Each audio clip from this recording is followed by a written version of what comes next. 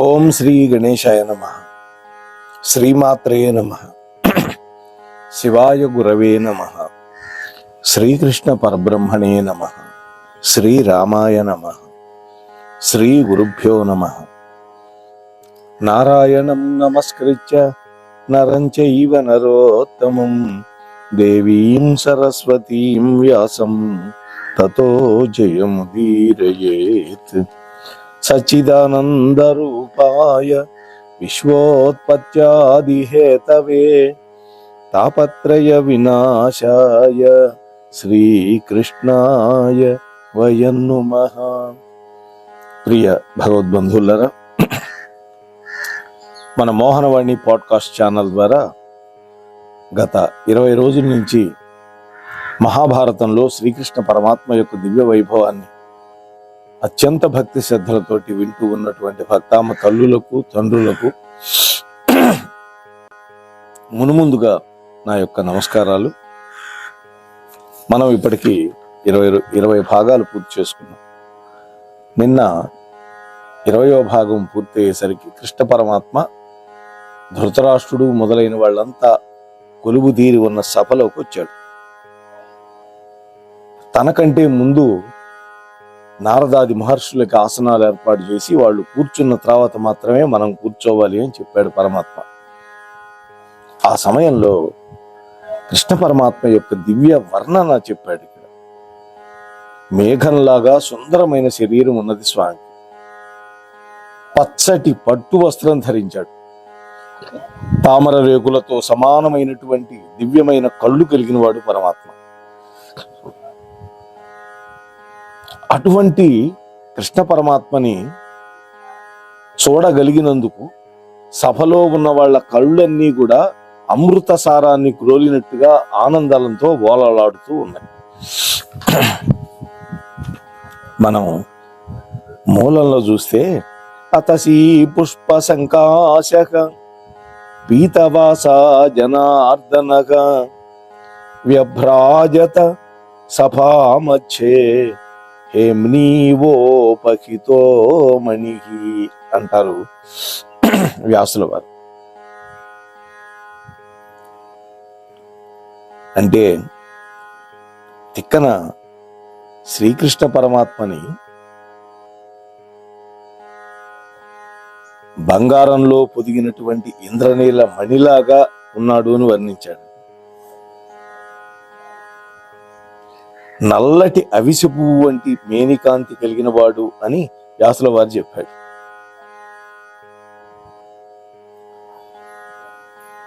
ఈ విధంగా పరమాత్మ యొక్క దివ్య స్వరూపాన్ని మనం కూడా మన మనస్సుల్లో ముద్ర వేసుకుందాం. శ్రీకృష్ణ పరమాత్మ లేచాడు సభలో.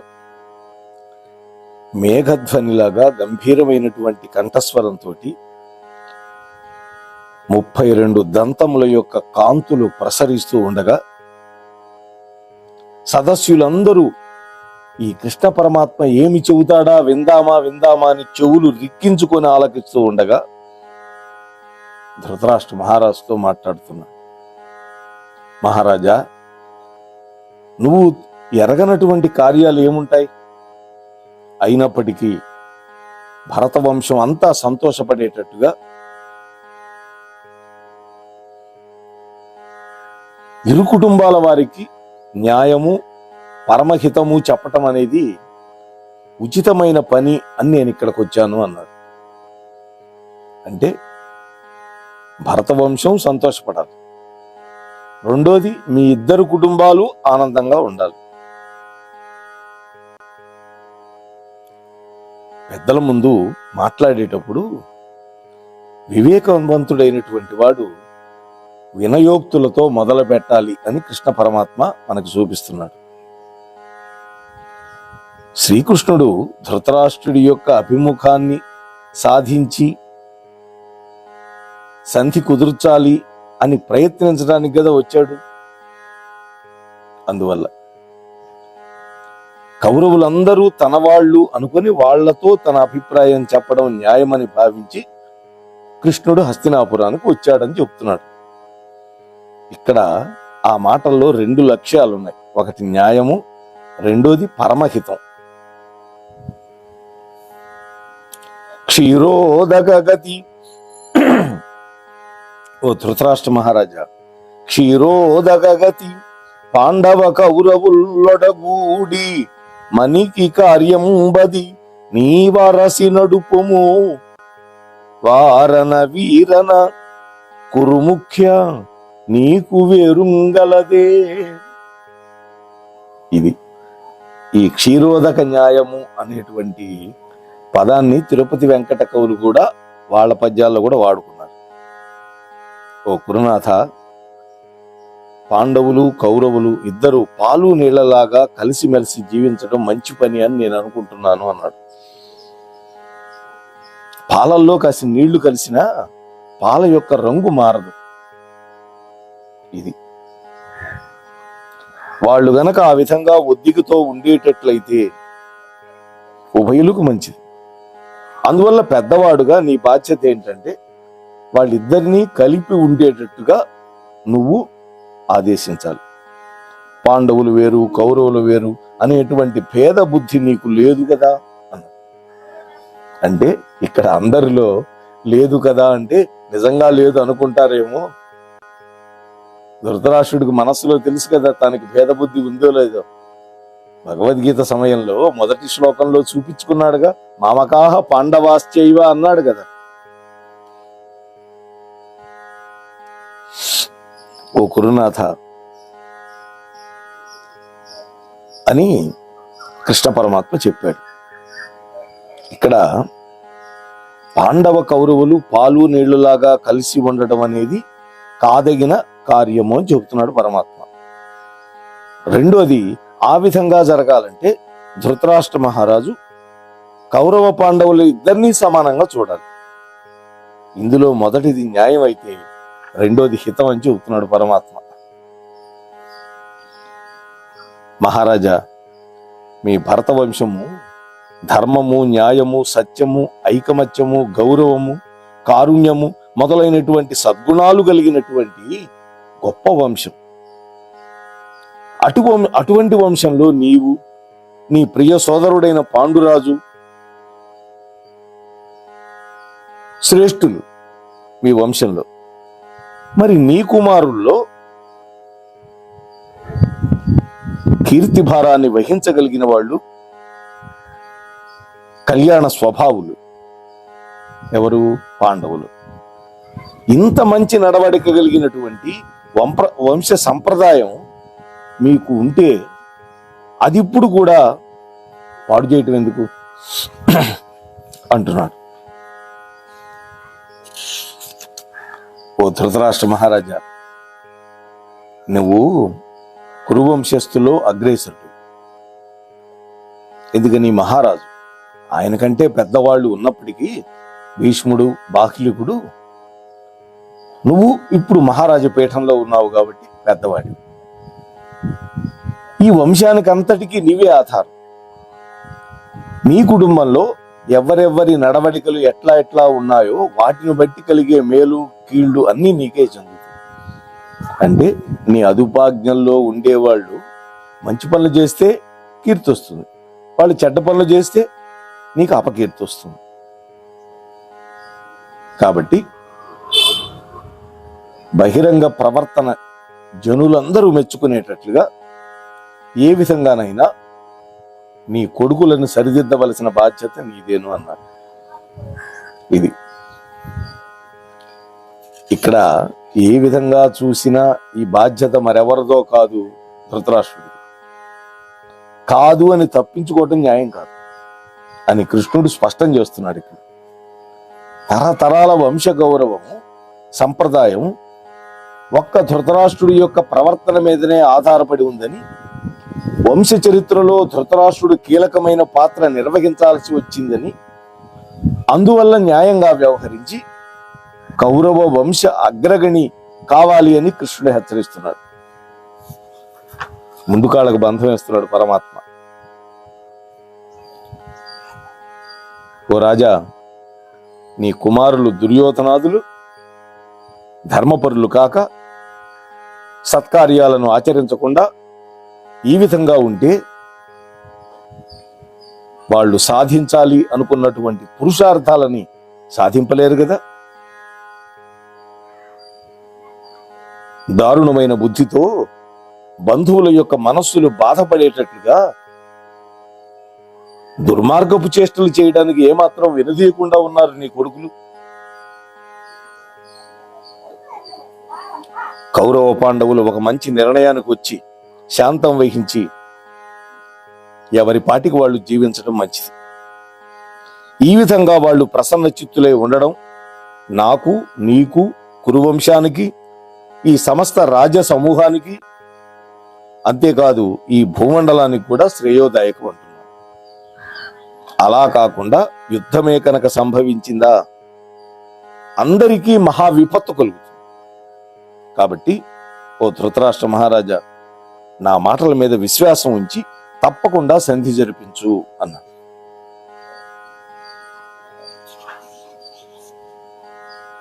ఓ ధృతరాష్ట్ర మహారాజా, సంధి కార్యం నీ చేతుల్లోనే ఉంది. అవసరమైతే ఆ పని నువ్వే చక్కబెట్టగలవు. కురుపాండవులను ప్రసన్నులను చేయటం అనేది న్యాయం. ఎవరికైనా వివేకం కలిగించడానికి నీవే సమర్థుడివి. ఏది నీ కొడుకులకైనా నీ తమ్ముడు కొడుకులకైనా. ఇది నిజం అన్నాడు. అక్కడ ఉన్నటువంటి భీమార్జునుల్ని యుద్ధరంగంలో మించేవాళ్ళు ఇక్కడ ఎవరున్నారో ఎంతమంది ఉన్నారో నాకు చెప్పు అని నిలదీస్తున్నాడు. ఇక్కడ ఉన్నటువంటి భీష్మ ద్రోణుల పరాక్రమాన్ని లక్ష్య పెట్టకుండా పరిహాసం చేయగలిగిన వాడు అక్కడ కూడా ఎవడూ లేడు. చూడు పరమాత్మ ఎలా మాట్లాడుతున్నాడు. ఈ విధంగా ఉభయ పక్షాల్లోని వీరులు ఈ యుద్ధంలో చావడం కంటే నీ బలగాలై కలసి మెలసి ప్రవర్తించడం మంచిది కదా.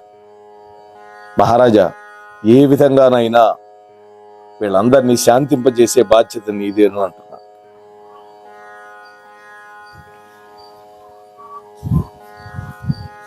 నరనాథ, నీవుపేక్షాపరుడవైన కౌరవులకు పాండవులకు కాదు ఆరయ ప్రజలకెల్లను దురితం కొనరిచ్చినట్లు తుదికీడు సుమి. చిన్న కంద పద్యంలో చెప్పాడు తిక్కన గారు. ఓ ధృతరాష్ట్ర మహారాజా, నీవు గనక కురుపాండవుల విషయంలో శ్రద్ధ వహించకపోతే ఈ ఉభయ వర్గాలకే కాదు భూలోకంలో ఉన్నటువంటి జనులందరికీ నువ్వు కీడు చేసినట్టు అవుతుంది. చివరికి నీకే హాని కలుగుతుంది. అంటే ధృతరాష్ట్రుడికి కీడు మూడుతుంది అని హెచ్చరిస్తున్నాడు పరమాత్మ. ఉపేక్ష చేయటం వల్ల కులనాశనం, ప్రజాక్షయం, చివరికి ఆత్మహాని చేసుకున్నటువంటి వాడివి అవుతావు అని హెచ్చరిస్తున్నాడు కృష్ణ పరమాత్మ ధృతరాష్ట్ర మహారాజు. పరమహితాన్ని బోధిస్తూ ఉన్నాడు. ఓ రాజా, కురుపాండవుల్లో ఎవరికి మరణం సంప్రాప్తించిన, అంటే నీ కొడుకులు చచ్చినా నీ తమ్ముడు కొడుకులు చచ్చినా వాళ్ళకి బాధలు కలిగిన నీకెట్లా మేలవుతుందో మనసులో ఒక్కసారి ఆలోచించు అంటున్నా.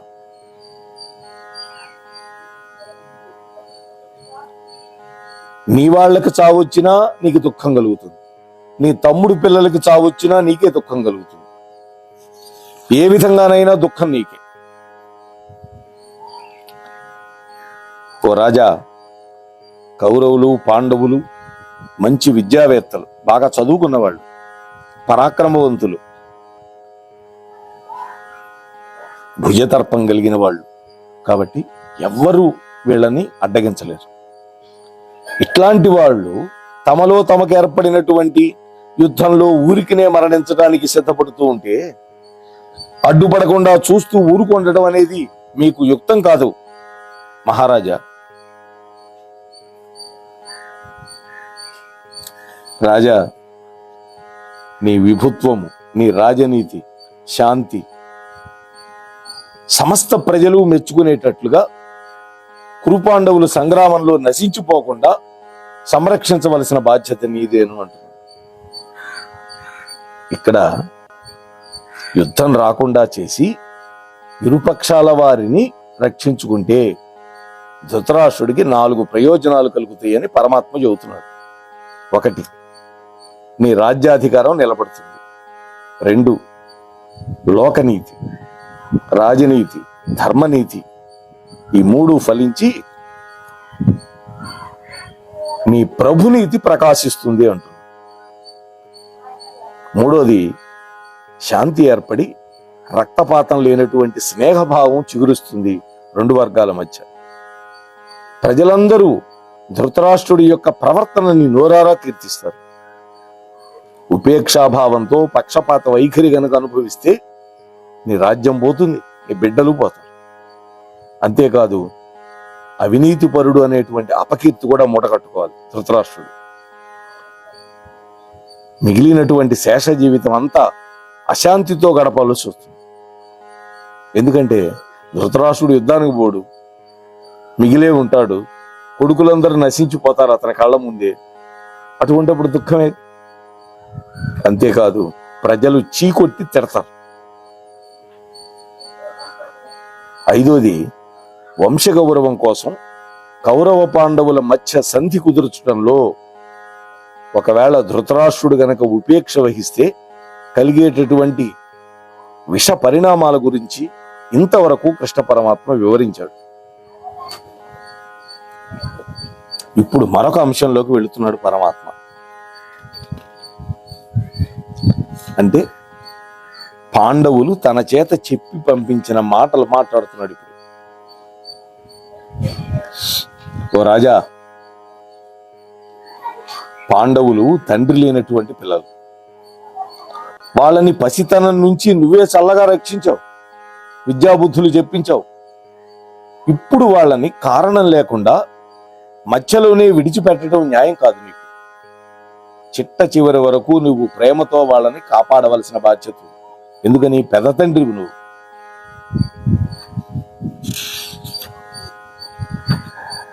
అంటూ మీ పెద్ద కొడుకు ధర్మరాజు చెప్పినటువంటి మాటలు చెబుతాను విను అన్నాడు. ఓ పెద్ద తండ్రి, నీ ఆజ్ఞ ప్రకారం 12 సంవత్సరాలు అరణ్యంలో నివసించాం. 13వ సంవత్సరం విరాట మహారాజు పట్టణంలో అజ్ఞాతవాసం చేశాం. ఈ విధంగా ఒడంబడికను నెరవేర్చాం. ఇప్పుడు మా యొక్క రాజ్యంలో మా భాగం పొందగలమని మేము దృఢమైనటువంటి నమ్మకంతో ఉన్నాం. ఎందుకంటే మాకు తల్లి, తండ్రి, చుట్టం, 1000 మాటలు ఎందుకు, అన్ని విధాల రక్షకులకు మీరే. మా వల్ల ఏమైనా అపరాధాలు గనక జరిగి ఉంటే కోపించి ఇలా కాదు ఇట్లా నడుచుకోండి అని చెప్పి మీరు చక్కబెట్టండి. ఓ తండ్రి, మీరు 10,000 సంవత్సరాలు జీవించినప్పటికీ నిన్ను తప్ప మరెవ్వరిని మేము గుర్తించము తండ్రి స్థానంలో అన్నారు. 10,000 ఏళ్ళు ఎట్టి వాళ్ళమైనా మమ్మల్ని దుర్యోధనాథులని లోకులు అనుకోరు. అంటే బయట వాళ్ళు అనుకోరు, అంతా ఒకే వంశంలో వాళ్ళు. నీకు గనక సదభిప్రాయం ఉంటే మాలో ఎవరు కొరగాకపోయినా వంశధర్మం చెడకుండా నిలబడుతుంది అని నీతో చెప్పమన్నారు అని కృష్ణ పరమాత్మ అన్నాడు.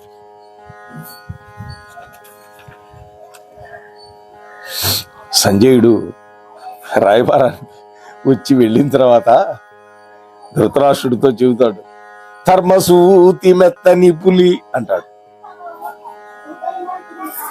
ఎల్లవారలు అధర్మము నీపై పెట్టునంతకు ఈ వడును కానంపడును, పిదప నీకును నాకు మరల్పవచ్చునే అంటాడు సంజయుడు. ధర్మరాజు యొక్క ధర్మనీతి ఎలా ఉంటుందంటే పద్మవ్యూహంలాగా ఉంటుంది. అందులోకి ప్రవేశించడం కానీ బయటికి రావడం కుదరదండి. మాటలు తేటలుగా కనిపిస్తాయి, అందులో నీతి అనేది సుడిగుండాలుగా సుడులు తిరుగుతూ ఉంటుంది. అందులోకి ప్రవేశించిన వాడు ఎవడు బయటికి రాలేడు. అంటే సామోపాయంతో సాన పెట్టినటువంటి చతుర వచనాలు ధర్మరాజు. ఇక్కడ ఒక అద్భుతమైన పద్యం అండి. ఇదే మహాభారతంలో ఉద్యోగ పర్వంలో ఆయువు పట్టు లాంటి పద్యం. ఒక ఉత్పలమాల ఛందస్సులో వేశాడు తిక్కన గారు. సారపు ధర్మమున్ విమల సత్యము పాపము చేత బొంకుచే పారము పొందలేక చెడబారినదైన అవస్థ దక్షులెవ్వారలు ఉపేక్ష చేసిరి అది వరల చేటకు గాని ధర్మ నిస్తారకమయ్యు సత్య శుభదాయకమయ్యును దైవముండెడు. ఇది ఒక ఆణిముత్యం లాంటి పద్యం. ఏమంటున్నాడు కృష్ణ పరమాత్మ? మామా, ధృతరాష్ట్ర మహారాజా, ఉత్తమమైన ధర్మం, నిర్మలమైన సత్యం పాపం చేత గాని అబద్ధం చేత గాని దరిచేరలేక చెడిపోవటానికి సిద్ధంగా ఉన్నటువంటి పరిస్థితుల్లో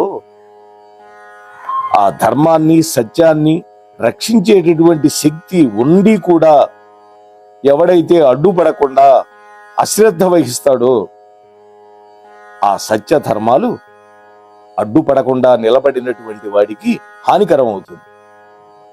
ఆ స్థితిలో భగవంతుడు ధర్మాన్ని ఉద్ధరించడానికి, సత్యానికి శుభం కలిగించడానికి ముందుకొస్తాడు అని. అంటే ఆ పని మీదే నేను వచ్చాను అని పరోక్షంగా చెబుతున్నాడు పరమాత్మ.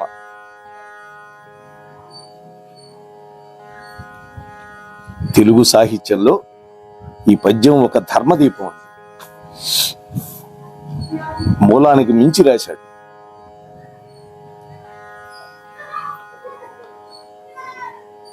ఇక్కడ మానవులు గనక తమ ధర్మాన్ని నిర్వర్తించకపోతే, తాము చేయవలసిన పని చెయ్యకపోతే ధర్మం సత్యం రెండూ నశించిపోతాయి.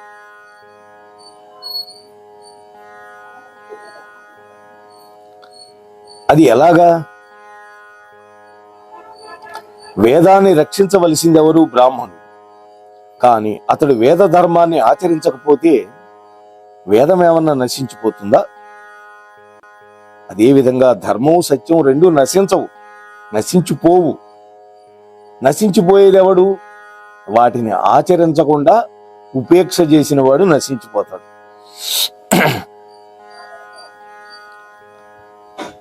వేదాన్ని పరమాత్మ ఉద్ధరించగలడు, రక్షించగలడు. అట్లాగే ధర్మాన్ని సత్యాన్ని కూడా భగవంతుడు ఉద్ధరించగలడు. అందుకనే ధర్మోద్ధారకుడు, సత్య శుభదాయకుడు అని ప్రశంసింపబడ్డాడు పరమాత్మ. ధర్మంలోని సారం, సత్యంలోని విమలత్వం, ఈ రెండూ ఎవరు అంటే దైవం. ఈ మాటలు అంటున్న శ్రీకృష్ణుడే పాండవుల దృక్పథంలో దైవం. ధర్మరాజు సత్యశీలుడు. అంతేకాదు, ధర్మరాజు వంచింపబడ్డవాడు, రాజ్యాన్ని కోల్పోయినాడు, బలహీనుడైపోయాడు. ధర్మ సత్య ఫలాన్ని పూర్తిగా పొందలేనటువంటి ఒకానొక దురవస్థలో ఉన్నట్లు ఇప్పుడు కనపడుతున్నాడు. చూడండి, నిజానికి అది శాశ్వతం కాదుగా అలా కనిపించడం అనేది.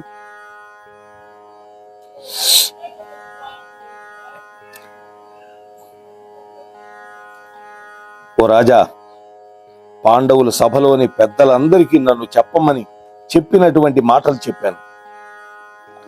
నీవు సభలోని రాజులు ఇందుకు బదులేమి చెబుతారో చెప్పండి.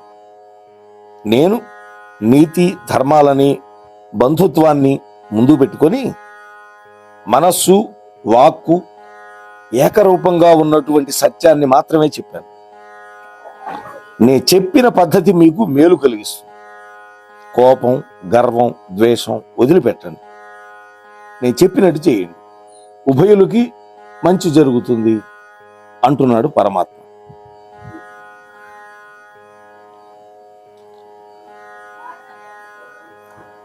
కుంతీపుత్రులకి భూమిలో తగిన భాగం పంచివ్వడం కంటే మించినటువంటి మంచి పని వేరొకటి ఉంటుందా అంటే ఉండదని.